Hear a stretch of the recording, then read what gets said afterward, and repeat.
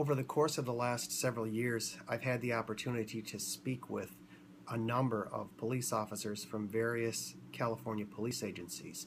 And I always ask them, what can my students do to be successful at becoming police officers? Because I have many students who want to be police officers. And I get the same answers all the time, so I'm going to tell you what they are. The first one is that many people are disqualified because of criminal history or drug history, or sometimes, not as often, but sometimes if the person's very close associates, say family members that they live with, have a significant criminal or drug history, that can have an impact too. Okay? That's one. I'm going to give you three, all right? The next one, and it kind of ties into that, is to be absolutely 100% honest, forthright, and thorough in answering questions posed to you by the police agency that's looking at hiring you. They are going to be extremely thorough in the vetting process for who they choose to hire to be a police officer. And so when they ask you a question, they're going to ask you, they're going to ask your friends and coworkers and former friends or coworkers.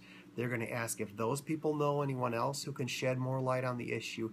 They're going to track this information down. And so if you do have, say, a close family member who's a gang member, say, for example, it is important that you're forthright about it. Forthright and honest are a little bit different. Honest means answering the question truthfully, not lying, in other words, okay? Forthright means a little bit more than that. You have to be honest, and you also have to give all of the information that's been requested, not leaving parts out. And that can be difficult sometimes, but it's very important that you do that, okay? So be absolutely 100% honest, forthright, and thorough in your answers. And feel free to explain your answers if they need explanation, but you don't want to leave things out because they'll uncover those items, and it can put you in a bad light for being hired. And the third one has nothing to do with what I just talked about in the first two.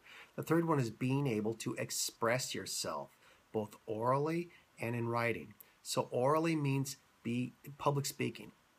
So take every opportunity that you have to speak. If you're in class and you have a question, raise your hand and ask the question. If there's an opportunity to give a presentation, whether in school or out of school, give it. I'm telling you, it'll be difficult this time, but you know what? It'll be easier next time, and even easier the time after that.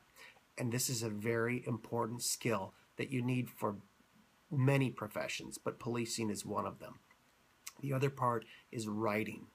I think that many people who want to be police officers tend to think about driving squad cars and firing guns and kind of more of the action elements of the job. But there is a great deal of writing that's involved. Everything that you do has to be documented in a police report or a search warrant affidavit, things of that nature, okay? And so you've got to be able to write.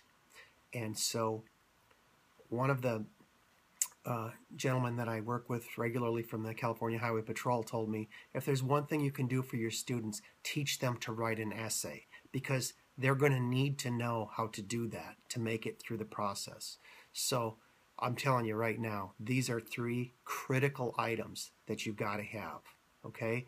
The lack of a criminal drug history, if there is something there, it might be you might be able to work through it. If it's been a long time ago and you can explain it, that's great. Go for it, okay? That plays into number two, being extremely 100% honest, forthright, and thorough in your answers when you go through the interview process.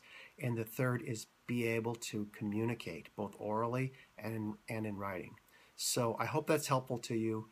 Again, this has been something that I have gleaned from years of conversations with basically every police officer I get a chance to question about this, because obviously this is a very important, pressing topic for me teaching criminal justice students.